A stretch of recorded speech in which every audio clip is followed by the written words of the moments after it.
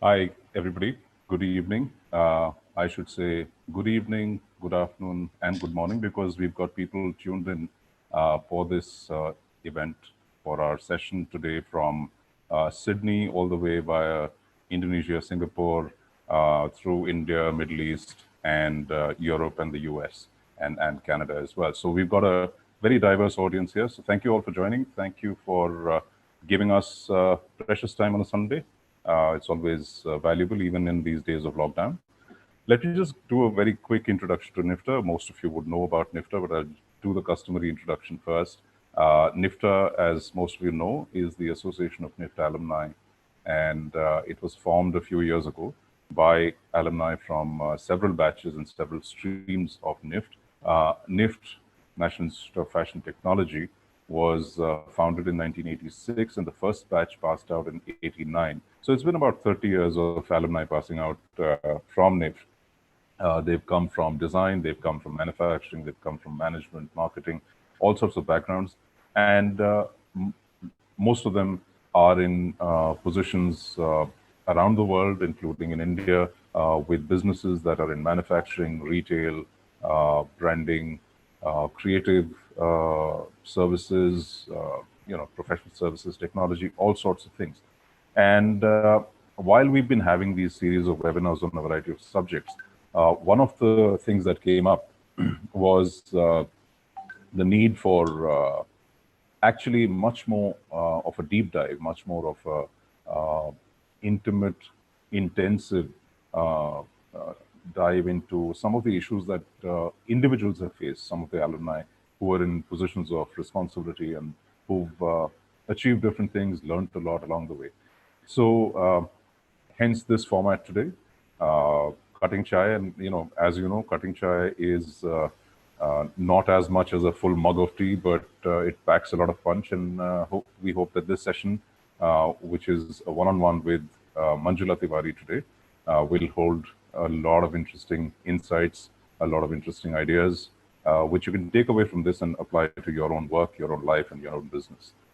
So without further ado, let me just straight away go to Manjula's introduction. Manjula actually is a graduate of what was the only NIFT campus in India at that time, the Delhi campus, in 1991. She passed out from the second batch of apparel marketing and merchandising. She has worked with a variety of companies in product management, in product development, in marketing, in branding. She's worked with ITC's lifestyle retail business in the early days. She's worked with Benetton as the product head. She's worked with Esprit as the COO in India, and with a brush in with e-commerce in Jabong, before she actually launched into an entrepreneurial journey with Future Style Lab. And Future Style Lab today has two of its own brands, which Manjula launched, and we'll talk a lot about that and the journey to that, cover Story and Ancestry. Many of you, if not all of you, would be familiar with those brands. But it's always good to have a behind-the-scenes look from somebody who actually conceptualized the brand and then grew it to whatever it is, whatever state of success these are today. So, Manjula, welcome. Welcome to the session. Hi, Devangshu. Hi. Thank you for joining. Let me first just, just a quick dive into history. I think would be interesting because you guys, graduated from NIFT in 1991, and the Gulf War was on, and the global economy was down in the dumps, and the Indian economy was down in the dumps, and India was going to almost default on its payments with only 3 weeks worth of imports, in terms of foreign exchange reserves and so on. So what was the outlook when you were graduating from NIFT on the job front, and what was your kind of mindset at that time when you looked at the industry? Because, and I say this because obviously, this is a difficult year, and there are lots of students who are passing out this year as well, and they've got this question top of the mind: what do we do? So what was the mindset at that point in time? You're starting with a very nice question, Devangshu, and thank you very much for having me as your guest for this new format. And thank you, NIFTA. And I want to thank the audience who's joined us on a Sunday evening to listen to us. And as you said, Sunday evenings are always precious. So it's nice to have you everyone who has joined us today. Devangshu, when we think about 1991, we were really the second batch. I mean, you were the first batch and we were the second batch out of AMM. And the industry was, we were all looking forward to getting into the industry. There was only one NIFT. There wasn't so much news, so much social media. And I think at that point in time, perhaps, I mean, you could say if you were not that informed, but if I really jog my memory and if you really ask me to think a long, long time ago and to remember what it felt like, to be honest, we were very happy to get into the industry and start our careers. I don't think we were that frightened, but you must remember that it was in the beginning of the industry. We all had a lot of growth of the industry to look forward to and our own personal career growths, as well as the world was not that linked and it was not a pandemic situation. It wasn't like the whole economy coming to a crashing halt. You could see beyond what was happening. I think what's happening today, and I can understand how the students are feeling, is it's something that nobody has ever seen in the last 100 years. When they say unprecedented, it is truly unprecedented. And nobody in businesses or education has actually planned for a scenario like this. So it has really taken, and I feel for the students who are just about to pass out, and it's totally understandable that they would have apprehensions. But, I want to tell them that, we went through the 91. We went through 2008 crisis. I think India as a market, as an economy, it is something we have to also think beyond what's happening today. And, it's not going to be permanent. It shall pass, and things will take. How long will it take to return back to normalcy? I can't really say, but things will come back. So I think this is not a time to lose heart, but this is the time to really understand what the world will be or what the fashion industry will be like when post-COVID, and gain the skills and the necessary know-how to be able to better adapt to that situation. It may be a few months away, and we should go there better prepared to handle whatever it brings. So what I want to say is there's apprehension, which is totally understandable, but this shall pass and life will go on to being normal. It's not the end of the world. I think we should take that to heart, really, because a lot of people are treating this as the end of the world, and I think that just freezes us into inaction. So a good point to start with. So when you look at the journey over the last 3 decades for you, what have been some of the most formative milestones, some memories that you can share, which actually made you what you are today and kind of, you bring to your work today? Devangshu, I feel like, it's been when I started my career, I was always interested in retail. If you remember, there were very few people who really wanted to get into consumer-facing businesses. And there was the glamour of exports, international markets, and retail was hardly, you could call it, organized. There were very few retail formats, but what really excited me always, right from college days, really, the projects that excited me were the ones that had something to do with consumers. I was really, I should say very honestly, because this is a NIFTA Association webinar, I was not so excited about exports and the manufacturing. What really, really excited me was understanding consumer psychology, how brands were built, how did they create connections. So right from those days, I really, we had a case study on Benetton, we had some case studies on Esprit. So the retail side of it really excited me. And I always thought, I really want to work for these companies because they created something new. In those days, I read the Benetton case study and they're just-in-time sweater dyeing and those kind of innovations in processes and supplies and totally different way of selling things. because when, some of the bigger brands in clothing really started in the 60s, mid 60s and 70s. That was a phase when brands started getting away from the over-the-counter typical clothing store selling, and then the product being totally accessible to a customer, or a self-service model. And there was a big shift in the way clothing was sold. So it was very exciting for me, and it fascinated me. I think consumers fascinated me. So I think I was one of the few people. I think I joined as an intern in the same company that you worked, right? And it was possibly the only organized retail company that time. So yeah, it was super exciting for me to be part of that process of consumer-facing business. And initially, it was tough because it was not an organized market. There were not so many job opportunities. And but once you went to the store and you faced the customer and you interacted with the customers, the excitement just came right back in. So I must say that I've been pretty consistent about that. So it excited me in 1991.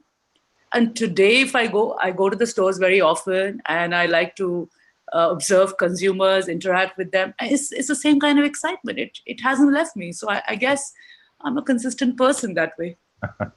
and that stayed through, I think, all the roles that you held, even as product head. And yeah, that's right. I think I started my career in Bangalore, and then I was very lucky. Early enough, I joined an entrepreneurial company. We launched Lee Cooper. I was a very small company, so you got to do everything. I mean, I washed denim in laundry. I've taken jeans into machines, and I learned from the best. The owner was as passionate, and I learned a lot on production. I had to handle from sampling, going to Paris, picking up the samples, developing them, finding the vendors, production, selling to department stores, which were just coming up in those days, because we're talking about mid-90s. And learning everything end to end. I mean, that experience is invaluable.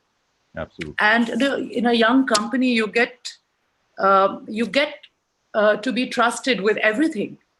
Yeah. And if you're willing to work, I mean, it was great. I mean, I think I remember being asked to go back home finally, because it was fascinating, learning the jeans business. It was fascinating, the whole production cycle, and so many new things were happening. We were actually part of literally the birth of retail industry in India. So that's the other aspect that is consistent in your career, that you've been part of a lot of companies, a lot of brands which have been in their very early stages, right? I love that. Yeah. Actually, I love that, because the excitement of what you're going to do, you create certain hypotheses, you create certain it is something that you work very hard to before you launch. Mm-hmm. And you work on certain hypotheses, certain research, certain framework with which you launch your product. And then to test it, of course you go wrong at times. Of course there is a learning curve. But the thrill of something new being accepted by the customer, being worn, it's just incredible. So since you've taken me down nostalgia lane, I remember being obsessed with what denim brands people were wearing. I would always be looking at, you get certain amount of passion that your label has to be worn, and what could you do? So we did a lot of work on women's jeans at that time, and we became very strong in women's jeans because there was actually in the market, there wasn't much. Mm-hmm. And we were working, again, we adapted it to women's fits and things like that, even though we didn't have the kind of technology we have right now.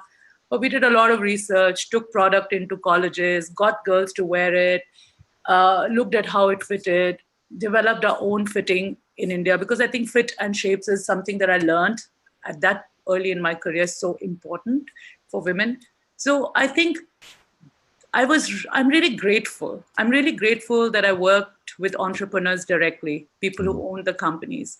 They trusted me, and they gave me end-to-end responsibility. It was, I never felt it was a lot of work. I just felt grateful to be allowed to have my say in everything from beginning to the end, to be part of something. from beginning to the end. And I think I learned through the process. So to me, it also sounds, it always has seemed that you also thrive in uncertainty, right? Is that, would that be true? I mean, there's something about, not being predictable. I mean, the market is not predictable, but you're fine with that, right? see, retail and brand business is not a predictable business. Okay. You have to like that. You have to love that, It's not something that you can bet. I mean, you're as good as your last collection, right?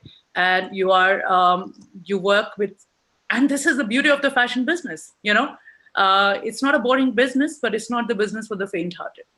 So your collections change, and if your last collection wasn't good, and how fast you can learn and you can undo what you did, you can quickly connect back with the customer. So there are so many variables and moving parts with every season. And in today's world, the whole concept of season is not what we started with, fall, winter, spring, summer, the 2 seasons in a year. So I think the whole dynamic of the business obviously has changed a lot now.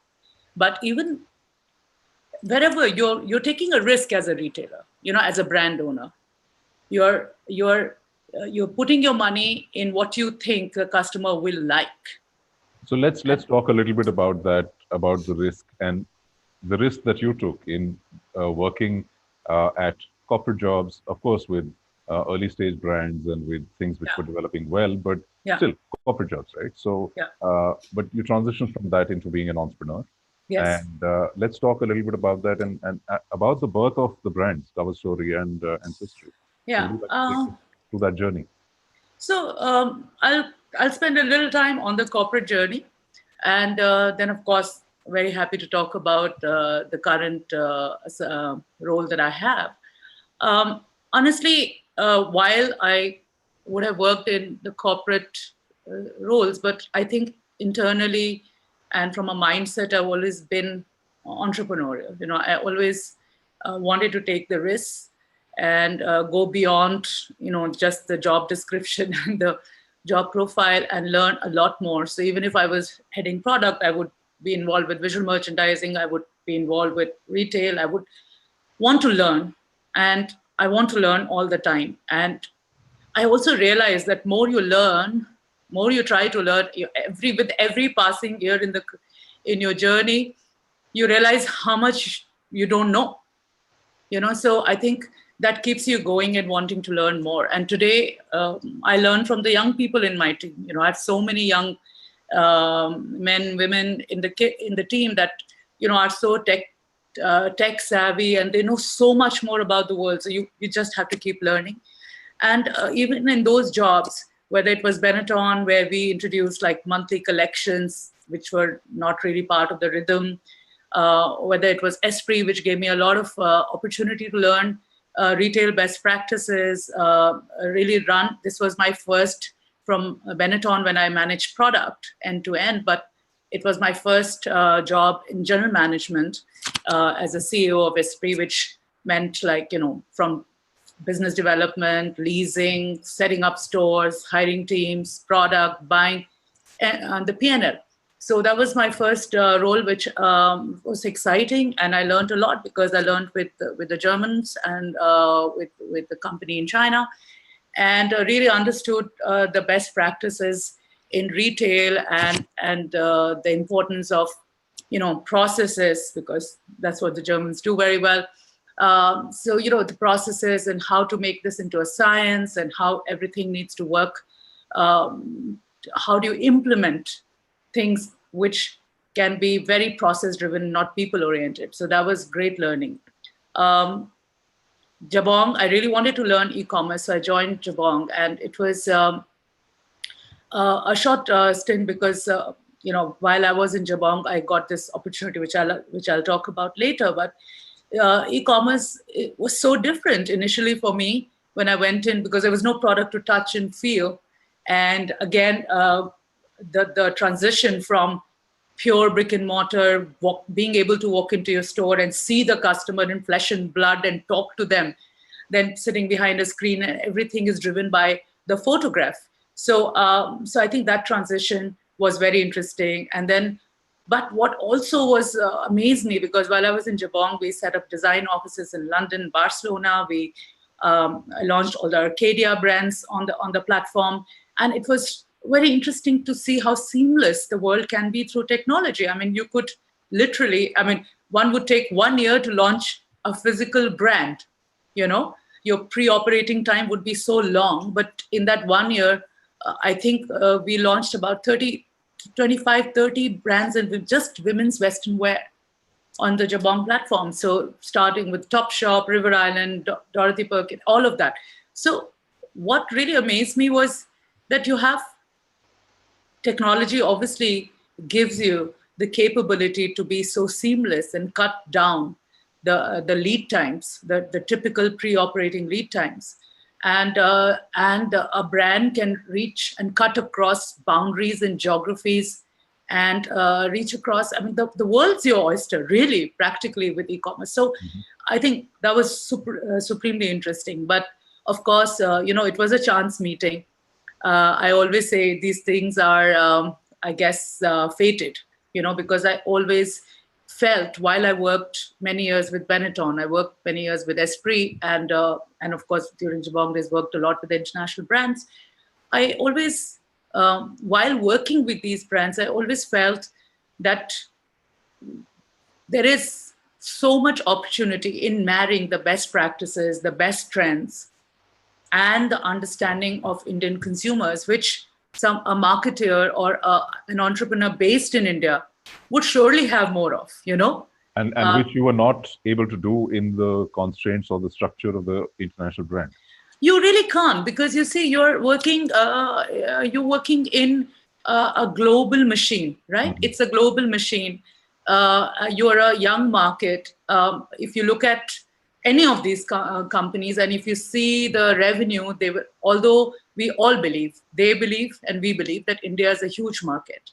But if you really look at purchasing power wise, and these brands, by virtue of the pricing, by virtue of the distribution strategy in malls, etc., they automatically are in the premium and upper middle, in the premium segment. So by virtue of that price positioning, they address a smaller segment, right? So, so the revenue would be minuscule. No matter how scaled they have become, but in the context of the global P&L, it's just small. It's minuscule. So it is not that they will not understand what you have to say. It is not that they can't see it, but it's always the cost benefit. I mean, is it beneficial for you to make dramatic changes to your structure and your systems for a very small market? Sure. So I think that is what I saw as an opportunity. I saw that they will not be able to do it till the market grows to that % of their revenue, and there is this opportunity for an Indian entrepreneur to give that marriage, that combination of what is the best internationally and what our understanding of our Indian customer. So I met Rakeshji for a coffee, and then later on I met with KB, and then it was a very short conversation when I spoke about, this is something that has been on my mind, and I've been passionately wanting to do that anyway. So and then while I was still at Jabong, we spoke about it, and I think I was very fortunate that they believed in my concept, and they said, okay, they agreed to support the idea, and I'm very grateful about the support I got. Yeah. And then the journey began in 2015. So in terms of cover story, let's talk about the inception of the brand, what concept you started with, and how it evolved and developed. Yeah. Where you are today, I think, how do you see cover story in terms of, and maybe you can share some revenue and size figures if you don't mind, if it's not too confidential. Sure. Yeah, I won't discuss the confidential stuff, but yeah, it's really it's been an amazing 3.5 years, because we launched the brand in April 2016 as a pilot. So first 6 months was only 10 concessions in our own department store format called Central. You're aware that Future Group FLFL has Central, Brand Factory, various formats. So we launched 10 concessions in Central. And we really started opening our stores in the second half of FY17. So it's been 3.5 years. The brand is now present in brick and mortar in 33 stores and 100 shop-in-shops. And we are present in Central, we are present in Shoppers Stop, Lifestyle, some very good regional retailers, and of course our own exclusive brand outlets, which are in the key malls, in the best malls, and we're very tier 1, tier 2 city oriented right now. So our stores address those. So we're in 19 cities through our EBOs and 35 cities through our shop-in-shop network. We also retail through our own website, coverstory.co.in, and we also are present on platforms like Myntra and Agio and through Marketplace. So so the brands crossed a 100 crore milestone some time back, and I'm very happy because I think it's a pretty short time for a homegrown brand and also in the women's category to cross that milestone so soon. To be honest, we just kept on just doing what we could do our best, and the numbers were really the outcome. It's not like we set out to say, we said, oh, we have to do this. It was never like that. It was more about, can we really make our customer happy by making the best product we possibly can, given the constraints we had. So that's a very interesting area to delve a little deeper into.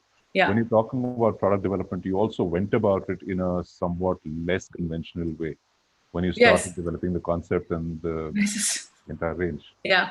Necessity is the mother of invention, as they say, right? So when we started, we had huge dreams of, really competing with the international brands and not really feeling defensive, because this is something I didn't want to get into. I didn't want to create a label which is not global in handwriting, because the idea was to marry the best of international trends at the same time, as anybody else would have it. And with the adaptation for the shape, the key point is the shape, the cultural context, the weather, the geographical context, cultural sensibility, and the physical context. So to marry those two in the best possible way. The idea was not to create, otherwise, what was the reason for us to be, right? So if we failed in either of the two things, we would lose our reason to exist. So I think we wanted that, but when you start with 10 concessions in your first season, you have literally 100 pieces to create. And then you want to create it with your own print, with your own collection. I set up the design studio in London because Cover Story is designed in London. And I set up the studio even before I set up the office. So it was always like, it's going to be design oriented. We are not going to cut corners. The idea is to get the latest trends and things like that. So we're not going to sit down and just buy samples of our competition. So we basically, we created our collection. And then we went about looking for manufacturers to do this for us. And believe me, it was not easy. It was very tough. I work with amazing people. I have an amazing team who didn't straight away laugh out at my face and say it's not possible. They took it as a challenge and they did it. It meant a lot of work. It meant really traveling to all these suppliers multiple times, not taking a no for an answer, pleading, begging, but not compromising on the quality, not compromising on the idea that the prints had to be ours, the styles had to be ours, the quality had to be ours, the finishing had to be ours, the standard that we set out. Because we said we are going to compete with the international brands. So we are not going to create any corners around our product. So yeah, so it was, we did manage some, and we also got supported by a lot of, finally the manufacturers who made it for us. I'm forever grateful for their support because, it was a tough one. It was a tough one, the first season. And it keeps getting better. Now I think we on an average make about 1,500 units per color. So from 100 to 1,500 in 3 years, it's okay now. Slightly better. And yet, no, yeah. Let me just repeat. Can you hear me? Yes. Yeah, you'll have to repeat because I lost the last.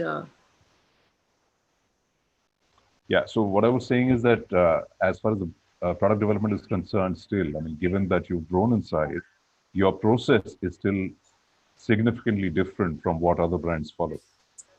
Your whole kind of concept to carry a bag, that whole, and my favorite question is how long does it take you to get a product from concept to the shelves? And what we spoke about, in fact, you had some very, very interesting statistics which compare it all with most of the brands in the market. Yeah, no, to be very honest, I really don't know about what the other brands do in the market, and what I don't have deep insight into what their processes are.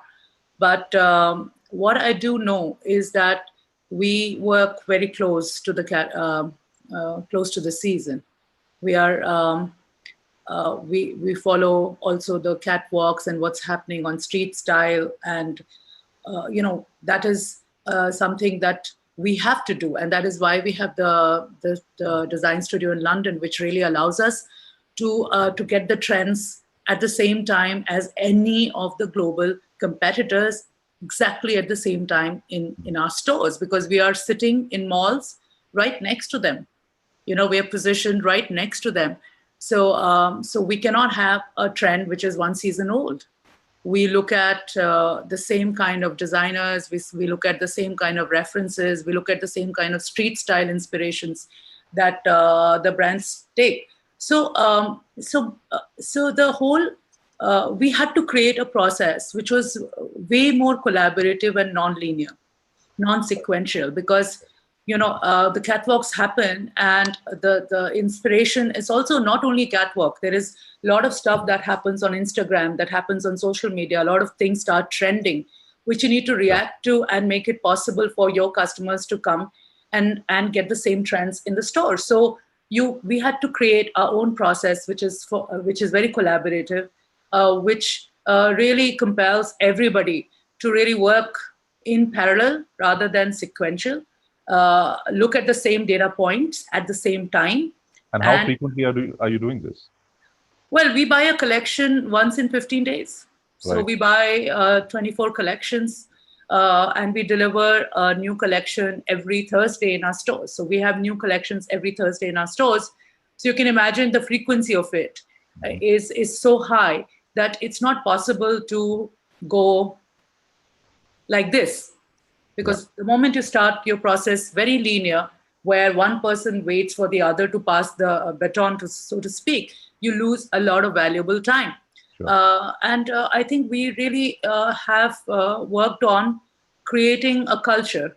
It's also about culture. It's about the mindset of people who are willing to start off, and not wait for the other, and also take certain risks. I mean, they have to take certain risks in their functions if they're not going to wait for somebody else to tell them what to do. Mm-hmm. So there is a certain amount of empowerment on taking those risks, keeping great fabric, working with suppliers very closely, passing on information very transparently, so that every stakeholder, and when I say stakeholder, I mean from the designer, supplier, product merchants, sourcing guys, retail guys, visual merchandising, marketing, our store managers, and our consumers.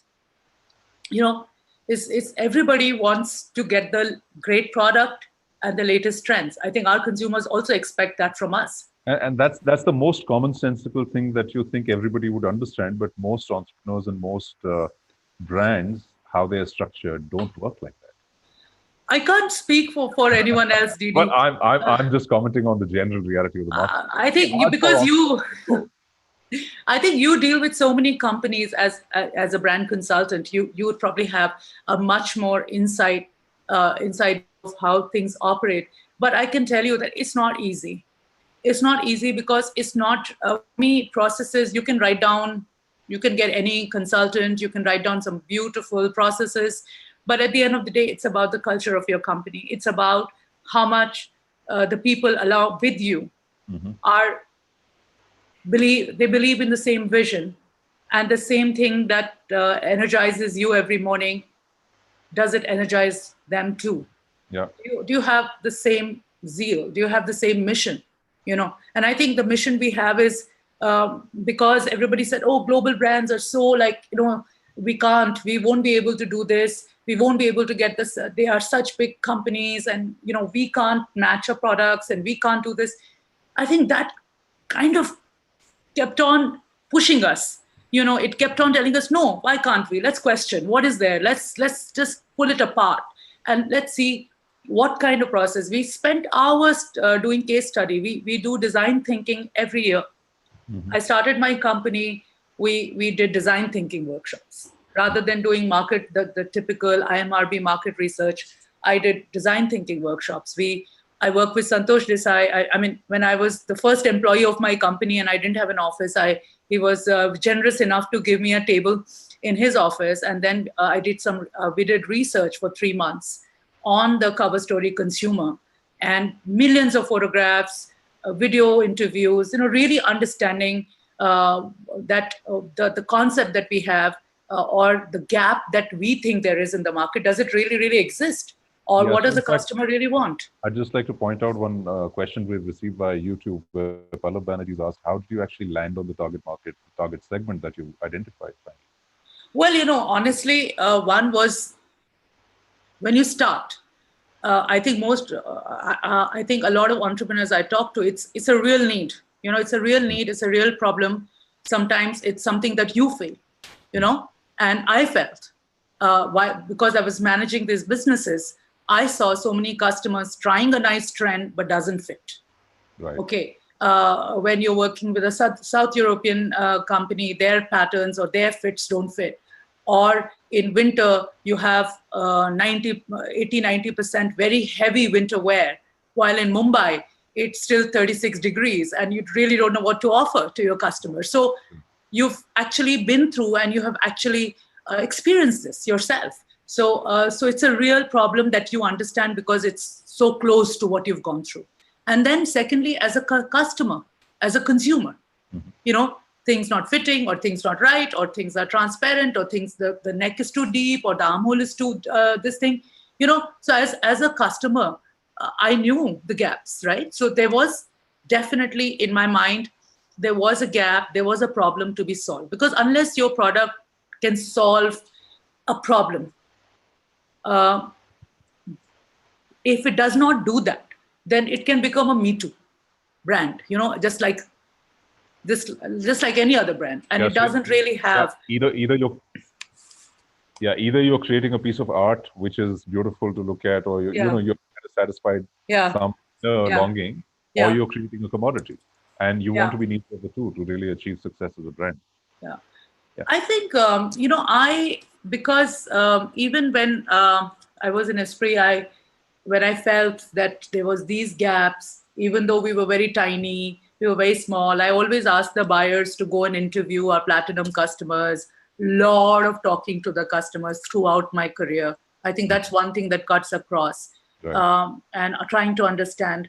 And we actually made videos and all, and we sent it to even in Europe. See, this is what the Indian, even when they were maybe not so interested, but we sent them anyway, nonetheless. So I think while doing this, I understood that there is definitely a gap. There is definitely a problem that needs to be solved. Okay. And we wanted to still do the research. And that's what I did with Future Brands, with Santosh's team, is really test that hypothesis. Because as an entrepreneur, you can do the cardinal sin of believing too much in your own idea and thinking and not questioning your own idea. You can believe in it too much. So I think you have to avoid falling into that trap. So we did that 3-month research, and it showed us more and more layers. In fact, it showed me more. It gave me some more information on how to fine tune the idea, how to make it connect emotionally, because when you talk to the customers, you get to know what are the emotional expectations too, because fashion is ultimately self-expression for most women. So how will you connect to them? What will be your optics? What will be your communication or storytelling path? And we talked so much about storytelling, and the name Cover Story dropped. It was really a decision. I love the name. I sent a WhatsApp to Kishorji saying, I love this name. And he said, okay, let's go. Right. So it was decided like that, literally in 2 seconds. And and we started working towards it. So there is your gut, there is the problem, and then there's research, and then there is data. Right. I believe that all need to be looked at. It can't be like you can't say, I believe in it and just put a lot of money. No. So all of this working, working collaboratively within the team, looking at these three kind of legs of information coming in, not just the gut, but also data and other external inputs and so on. What has the impact been on the business? Because we live in a market which is hugely competitive. It's a deal-driven, discount-driven market, more and more so. E-commerce has been one of the drivers of that, unfortunately, but also amongst fashion brands, there's a lot of competition. What has it meant in terms of key figures like margins? I mean, your business margins, your sell-throughs, because that's again another aspect which is very people are very sensitive about when you talk about sell-throughs in the market. People sell, yeah. I mean, there are statistics which say almost 70 or 80% of the merchandise sells at some discount or the other. So for us, it's exactly the opposite. And that's interesting because so we sell 80% on full price, and so that's the contribution of full price in our business. We do achieve good sell-throughs, good percent full price sell-through. We also, because we do so many collections and we do so many changes of styles, we don't we mitigate our risks really with the options, and then the supply chain and everything is geared to not miss an opportunity because we buy in season. So I think, but before we get to that, I think it's something you have to decide. What do you want to chase? What do you want to build? I personally feel that discounting destroys brands. It's as simple as that. I mean, then you are really playing on price. Yep. And when you play just on price, and you're pretty much saying there is no intrinsic value in what my proposition has very little intrinsic value. It's a tag that will keep coming down, and certain amount of discounting is consumers understand because it's fashion, it gets obsolete. Fashion is the only industry other than maybe mobile phones or technology which builds obsolescence in to sell new product. Yeah. So I think both brands and seller and buyer understand the obsolescence. But if you're going to have the obsolescence throughout from the every day, then I think that whole line between this is old, this is new, this is fresh, this is trendy, it just blurs. Right. Then it just becomes all about price and discounting and what offer. So I'm a young business. Yeah, I've got the brands are very young. Ancestry is like barely 2 years old, actually. So I won't say that I am any kind of expert or an authority on this. After all, these are the first brands I've built from scratch in my life. But what I have learned that I can share with everybody is that you need to decide for yourself, are you going to be a price? If you are going to be the brand or your main value proposition is going to be your offers, then stick to it by all means. Yeah. Be the discounter and be that, and then spend your money there. Okay.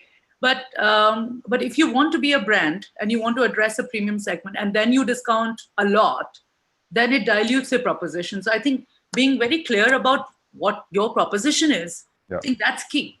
So there are 2 questions on YouTube from our viewers, and I'd just like to read those out for you. And I think they kind of segue into what you were saying. One is that do you think Indian designers are comparable to foreign designers? And the second is, and this one was from Rajesh. The second one is from Manish Bharti, who has asked, do you see these brands globalizing? And I think that's really kind of pointing squarely to the fact, can you compete with the best? Can you compete with the most aggressive in whatever market you are? Well, in India, we are competing. And when we started Cover Story, we were told it was going to be tough.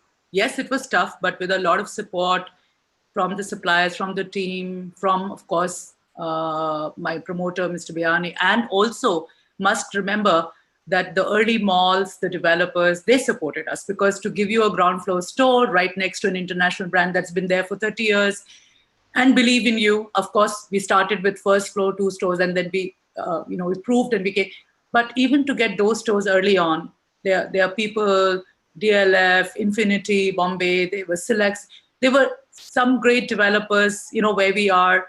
I mean, I'm not leaving out anybody, but I'm just saying that the best of Phoenix, all these developers really believed in the concept and supported us and gave us good locations where we could work out of. So I think you can compete, and we are competing. The point is, again, it's always cost benefit. I feel that the market is very large in India, and we have a lot of headroom for growth. Even if you study the Benettons and the Zaras and the Mangoes, it took them many years before they started going international. And US brands, US retail brands like Gap and all, started in 65, they actually internationalized in 2000s, mid 2000s, right? So I think it's really looking at things in the right way and saying, I have this market which I understand very well, and I have huge headroom. I'm only 3 years old, and I have huge headroom for growth within my market, and let me fulfill that. And with technology, we still ship and we still get orders from outside. So I think that will happen. On Ancestry, You are competing in I am competing here. I'm competing in India with all the international brands, and the customers are liking us and coming every week to shop. So happy. But just to add to the question that Manish asked, Ancestry is a brand which retells the story of India. It's slow fashion. Right. And it's about sustainability. Yeah. It's about really looking at India's heritage of textiles, craftsmanship. We also produce a lot of organic fabric. There are lots of suppliers in India who are producing this kind of fabric. Even certain age-old processes are very environmentally friendly because they don't use chemical dyes, and they're handmade, and mud printing and resist. So I think there is so much that India has to tell in terms of its textiles, its stories. And Ancestry we created and the tagline is stories retold. We want to retell the story in a contemporary format. We want to retell the story for the millennial in the product, in the format of the product that the woman today can use. Because it's almost like the eternal story, the long existing story, but told in a new language, which the young customer can actually empathize with and understand. Yeah, it's rooted modernity. It's your roots. We love to say in Ancestry that I will never forget, and I will never forget who I am and where I come from. Sure. But at the same time, I will not lose the sight of where I'm going. Right. So today's women, and especially the millennials, they are in sync with the world, technology, and they're confident and they're amazing. But what I love about, they're also equally aware and conscious about their roots. And they are more aware about environment and sustainability. So I think, again, I felt, when I looked for Indian contemporary clothing, I felt the dirt. Right. I felt some of it was there, but it was way too expensive. Right. It was there in the designers, and Indian designers are doing some great work, but for most people, it would be too expensive. Sure. And then you had very traditional. You had the crafts, but in a very traditional format of design and silhouettes. And there was nothing in between. I really loved the Indian textiles, the story, but I couldn't find anything to buy. So then Ancestry was born. And again, people just loved it. They just like, okay, they'd come and we have really, really loyal customers. And they love the product we do. So I think that story I would love to tell outside of India, because we have so many expats and foreigners, overseas customers who buy Ancestry. Because, we'll do a jumpsuit, we'll do a dress, or we do a kurta dress, which you can wear as a dress or a kurta. So, if you want to wear it in New York, we always think, can this person wear this in New York as well as Delhi? So somebody is written in from, I think, Singapore. Yes. Say hi to Tini. Hi, Tini. She said, what are your views on sustainable fashion and its appeal in the Indian market? And I think you've answered part of that there, right? That there is clearly an appeal. There is clearly a rootedness which people are looking for.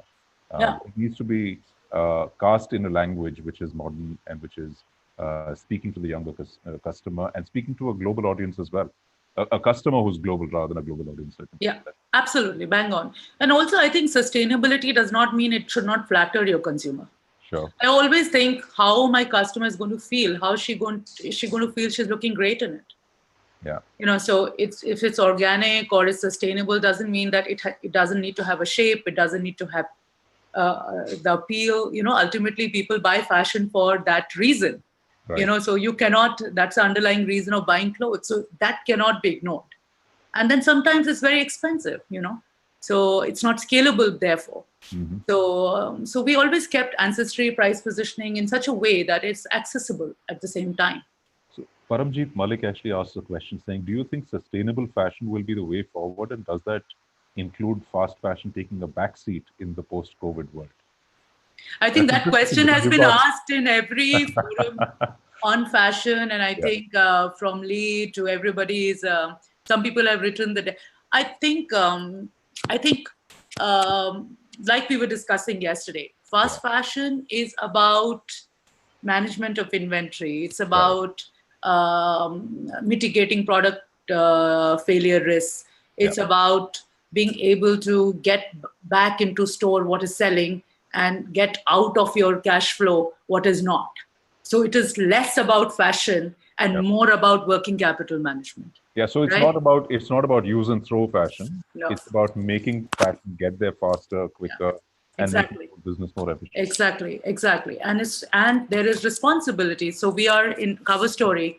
We are already, a big chunk of our collection now is out of natural fibers like cotton linen or repurposed viscose, recyclable yarns, upcycled or recycled polys. So, our aim is to, and not only in our product, but the store, the office, all the three.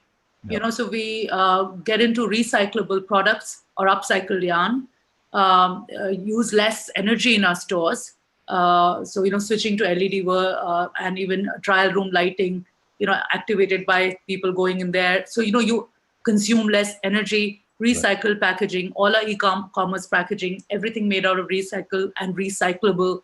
Then even our offices, so we are looking at how to reduce energy consumption, how to use solar energy in the offices. We are looking at 3D sampling to reduce sampling waste. And also works for us because we are London based, so it's easier to sample, and we sample so much every day. So that's a very important part of our sustainability effort. So the whole point is that you can have trends, you can have fashion, you can have new collections every week, and yet you can be responsive. So it is about rapid prototyping, taking very quick decisions on all of the aspects which go into the commercials of a garment and getting it to the store quicker. Yeah. And using all the tools at your disposal to do that. Yeah, and making sure you don't create a pile of inventory in the first place. Absolutely. Whether you're fast fashion or not, but if you made a lot of wrong decisions on your inventory, whether you're fast fashion or not, you're going to have a mountain of inventory at the end of the season anyway. Sure. Sure. So there are a few questions which have come in. I'm just going to, dip into the list of questions. I'm not sure we'll be able to answer all of them because we're just, almost, are we doing for time? We're almost an hour out. Oh, okay. I didn't even realize. Yeah. Time flies when you're having fun. So we've got a question actually which came up earlier, when people registered, and this was to do with e-commerce and the divide between offline and online presence. How do you see that playing out in Cover Story and Ancestry? Didi, it's such a important and critical question at this time for all brick and mortar retailers around the world. There is, as we know, the world has been in this unprecedented lockdown for 2 months and counting, and maybe there'll be another wave. So digital escalation, people have adapted and adopted digital technologies, whether we are talking on Zoom, and I don't know how many people have joined us. And, this has become part of our lives now. And people will not need so much of inducement, even though e-commerce got a lot of headlines. But if you really looked a few months ago, in fashion especially, the contribution of e-commerce in fashion apparel sales would not be very, very high. Right. So that was also because buying something that you need to fit and you need to touch and feel like fabric, it's more difficult on a two-dimensional screen than actually going to a store. So, but people have now, so much of behavior has changed now. So I think there is definitely going to be a larger proportion number of people who will buy online. Okay, and the brands like us have to, and we've always treated, we had a website in 2017 up and running because having worked in e-commerce, I knew that that's a very important part of customer touch point. So I think brands have to treat all delivery channels they are equally important. No exception. They've got to be all equally respected. Yes. Yes, absolutely. And same product and the photography, how you come across, what is your UI, what is your customer care backend, all of these things which are tech related. I think a lot of us have to absolutely leapfrog into thinking like e-commerce companies. And we have to be prepared. We have to allocate our resources, our learning, our knowledge, everything there, content creation. And these are the things that absolutely, where we are behind, I feel. And mono brands, individual brands, because, the focus has always been the brick and mortar stores. So I'm not saying brick and mortar is going to come crashing down. I don't believe in these very, very pendulum-like swings. I do believe that the adaptation of this technology and digital escalation is very important. Storytelling through social media is very important. Connecting with your customers through digital is very important. So a lot of your focus, not only in just selling, but also marketing and product creation, everything, even your sampling, everything has to have digitization. I mean, it's clear, So, since we're coming up to the hour, let me just get to looking forward, particularly for the younger crowd that's listening to us. Some of them are students, some of them are very early in their career. One of them has actually asked a question, what's the environment like for new brands to be launched, for funding, given all the uncertainty and everything else? What's your view on that? Like I said in the beginning, the uncertainty is here, yes. Is going to last for 6 months, 9 months. It's going to be there. We can't wish it away. It is a reality. But life is not about 6 months or 9 months, especially when you're just starting out in your career. Sure. If I move away, because when you're building something, you're building it for longer term, right? And you're not building it for a flash in the pan 6 months. So I'm assuming that person who has asked this question wants to build something long term, and there are many more young talented people who want to do that. First of all, I believe in India, we have so much talent, so much design education, so many textiles, so much art and craft, and also sustainable and organic processes and products, right? So we have a lot going for us, especially in our industry. And I'm not talking about exports, and not talking about manufacturing for exports. I'm talking about brand building. Yeah. And I'm not even saying, if you look at it, we have some amazing brands that have been built in this country. Sure. In the lifestyle space, which is what I know, you have Fab India, fabulous. You have Forest Essentials, you have Blackberry for men, and you have so many amazing brands that have been built. Sure. But if you ask me, we need way more than that. We need way more than that. We don't have enough Indian brands in the lifestyle space. And you see the Especially in the headroom for premium growth. segment. There is the Oh potential yes, in the oh market. yes, oh yes, oh yes. I feel like you have designers, like you have very expensive product in India, you know, and where you have, you know, the wedding industry, and you have the designers who are catering to that really top 1%, 2% of the market, and they do amazing work, but that's not really accessible by your young millennials, you know. So I think at the price point I'm talking about, more democratic fashion, there are very few. I mean, most of those are actually, if you really look at the tier one cities, it's about the big box global players, right? Just like in mobile phones, for example, right? So if you look at it, there is a lot of room for Indian, but fortunately for us, clothing is much more personal, much more fitting, shapes, weather.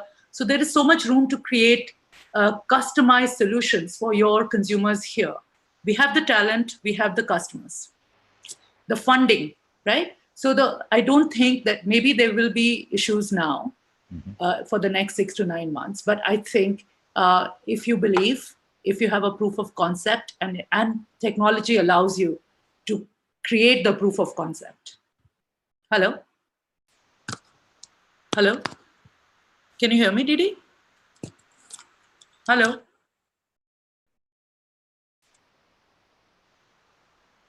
Hello?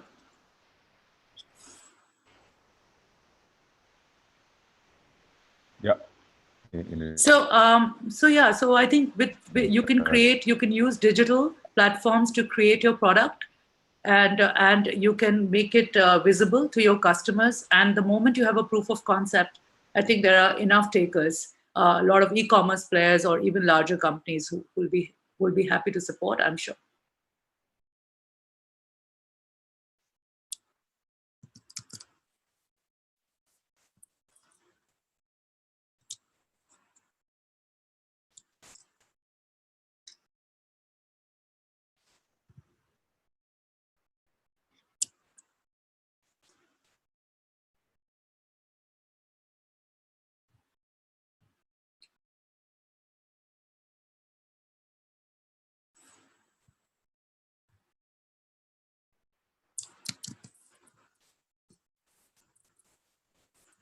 I dropped out. I'm sorry about that. No worries. I'm back now. For I think it's a really, really important question. Yeah. That I'd like to end with, bring you full circle. First, speaking to a young Manjula graduating today from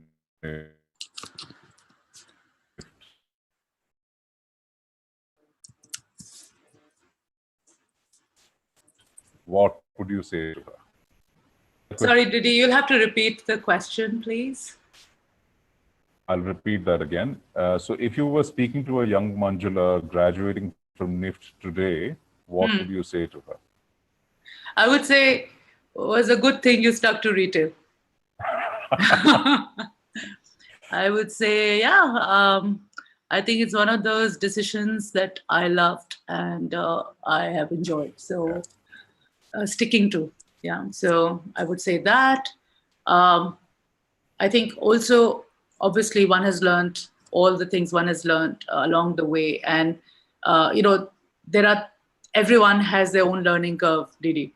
So, you know, the young Manjula today, or any young person today, has, I think, a lot going for them. They have technology, they have knowledge, they have access to whatever they want, whatever knowledge they want at their fingertips. And the power of that is unbelievable, unbelievable.